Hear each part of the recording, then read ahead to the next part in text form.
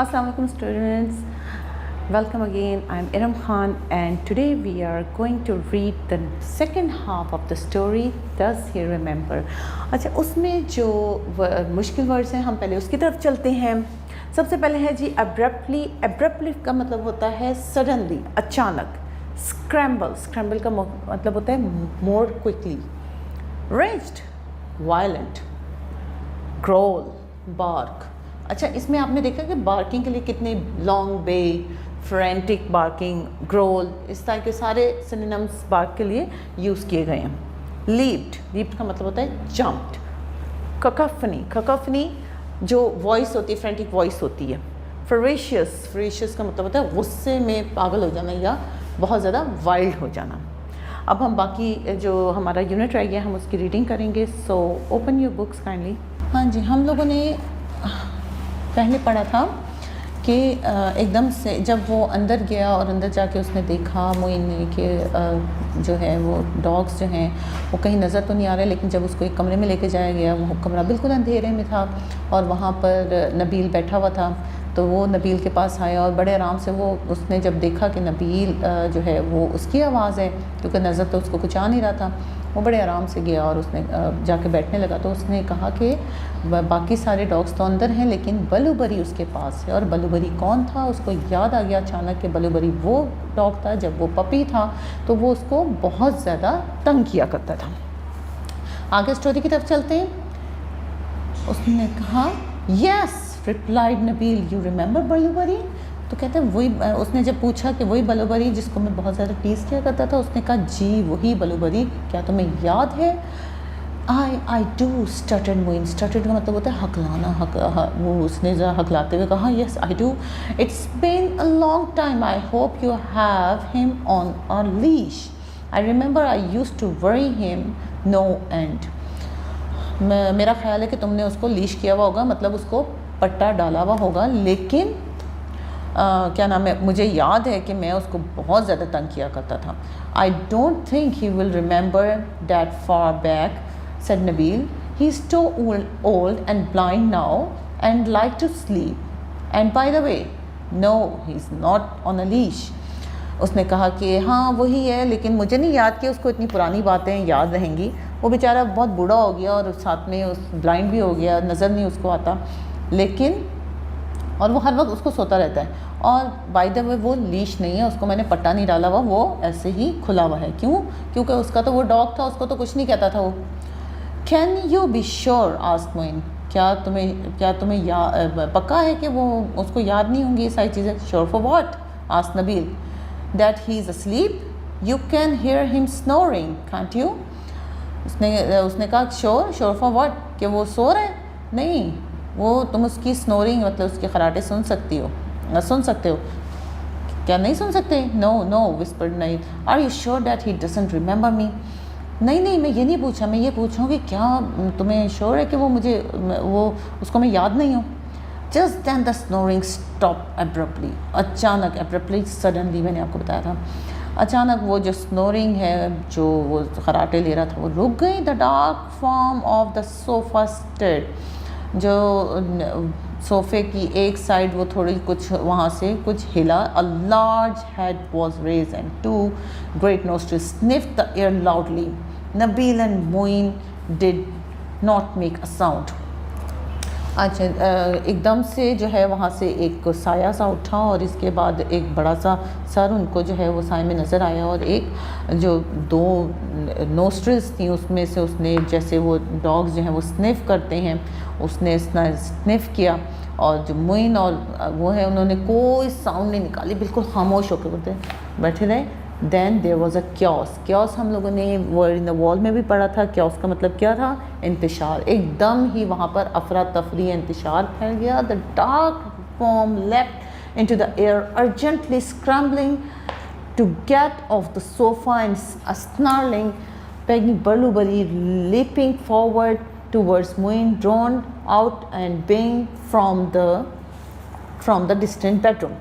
अच्छा, क्या हुआ कि एकदम से ही ना उसके बलूबरी जो है वो उसका एक साया सा उठा और उसने एकदम से जंप लगाई.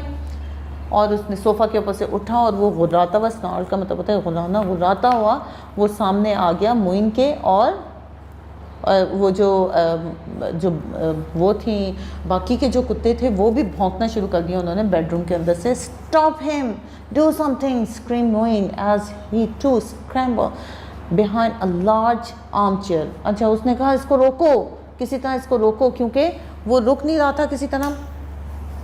और उसने कहा, और ख़ुद जो है वो जाके वो आर्म चेयर के पीछे छुप गया। Nabeel acted just in time. He threw himself on the top of the dog, pinning it firmly to the floor, slowing him down.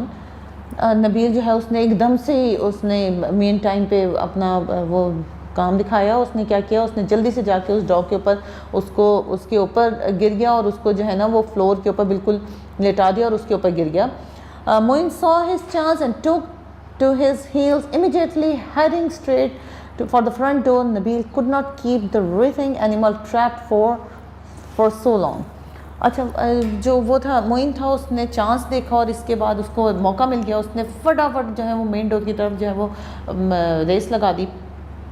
जो वो रेसिंग का मतलब होता है कि वो उसकी जो गिरफ्त थी उसमें वो जो एनिमल जो गुस्से में था और उसको जो है वो ज़्यादा देर वो अपनी गिरफ्त में पकड़ रख नहीं सकता था। It was almost as big as he was, as much stronger.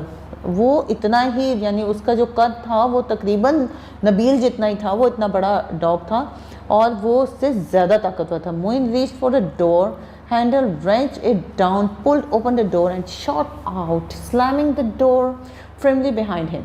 अच्छा, उसने फटाफट मोइन ने क्या किया कि उसने जल्दी से दरवाज़ा खोला, वायलेंटली उसने रेंज का मतलब तेज़ी से उसने दरवाज़ा खोला। उसने नहीं देखा कि मैं कितनी तेज़ी से ज़ोर से उसने दरवाज़ा खोला और इसके बाद उसने दरवाज़ा खोल के वो बाहर की तरफ गया, जो उसको रूम में लेकर आए थे, रूम के दरवाजे से बाहर की तरफ गया और जल्दी से दरवाज़ा बंद कर दिया। It was not a moment too soon, looking over his shoulder as he raced for the gate. उसने पीछे मुड़ के नहीं देखा और वो रेस लगा दी उसने गेट की तरफ। Moin saw blueberry great paws up against the window pane next to the door. अच्छा, उसने बलूबरी के ना जो पॉज थे, जो पाँव थे, जो पंजे थे, वो देख लिए थे कि वो विंडो के जो पेन है उसके पास वो उसने पाँव देख लिए थे कि वो विंडो से वो झांक रहा है और नेक्स्ट टू द डोर, जो डोर के पास जो विंडो थी। Animal large and seeing eyes glazed like garnets and his teeth were bared. उसकी जो आँखें थी ना वो बहुत गुस्से में उसकी लाल हुई हुई थी। अब दो वो देख तो नहीं सकता था लेकिन ही कैन स्मेल हिम। और उसके जो तीत थे वो गुर्रा रहा था तो उसके तीत भी उसको दिखाई दे रहे थे। His ferocious bark and growl had encouraged the other dogs to bay louder. उसकी जो वाइल्ड वो थी भौंकना था उसका, इतनी बुरी तरह वो भौंक रहा था, ग्रोल कर रहा था। वो जो बाकी के जो डॉग्स जो अंदर थे वो भी उसके साथ भौंकने लगे। It seems at it all the dogs in neighbourhood had joined the cacophony. Cacophony का मतलब होता है उस आवाज़ को, वो ऐसा लग रहा था कि उस ककोफनी को, उस आवाज़ को उन्होंने, वो सारे के सारे जो इर्द गिर्द के जो पड़ोसियों में भी जो डॉग्स पले में होंगे उन्होंने भी उस आवाज़ के साथ आवाज़ मिला ली है, उस शोर के साथ। Moin left up and over the gate like an athlete in his prime and collapsed in the heap of the dusty ground. अच्छा, पहले तो वो ये जब वो आए थे तो उन्होंने पहले सोचा था कि ये जो गेट है मैं फलांग लूँ। इसके बाद उन्होंने कहा कि नहीं, कहीं ये सच ही ना हो जाए कि कहीं ये गेट जो है ये इसके बाहर लिखा हुआ है कुत्ते जो हैं वहाँ पर हैं। और इसके बाद उसने ये भी सोचा था कि मैं बहुत बूढ़ा हो गया हूँ तो मेरी टांगे वांगे जो हैं वो कहीं ये ना हो कि कहीं कोई घुटने वुटने पर चोट लग जाए। लेकिन जब उसके पीछे बलूबरी पड़ा तो उसने क्या किया, उसने फटाफट जो है वो गेट की तरफ लपका। उसने गेट खुलने का भी इंतज़ार नहीं किया कि वो बूढ़े मियाँ आएंगे और वो गेट में चाबियाँ ढूंढेंगे। उसने गेट के ऊपर से वो छलांग लगा दी और कहाँ जाके गिरे, जो डस्टी ग्राउंड था उस मिट्टी के ढेर में जाके गिरे। He stood up shakily and still breathless, dusted his jacket and trouser with the trembling hand. From his pocket he took a large white handkerchief and wiped the sweat off his Broz.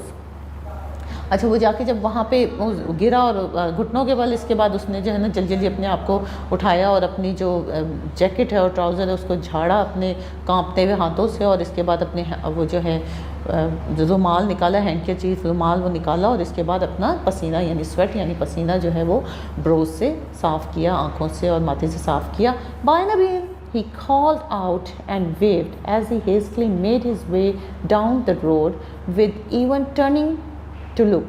I'll call you sometime, perhaps we can meet it down one day.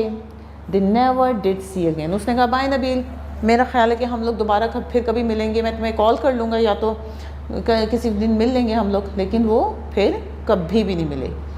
तो इस कहानी का वैसे moral क्या है? इस कहानी का मोरल ये है कि नेवर टीज़ एनी एनिमल, क्योंकि जो एनिमल्स होते हैं उनके जो मैंने आपको बताया 6 सेंस बहुत तेज़ होती है, उनकी मेमोरी भी बहुत शार्प होती है, स्पेशली डॉग्स की। तो वो जब ज़ाहिर है जब वो बड़े हो गए तो उन्होंने बदला लेना ही था, तो हमें कभी भी एनिमल को सताना नहीं चाहिए। इसका मोरल ऑफ द स्टोरी ये है। अच्छा, let's move to the question answers.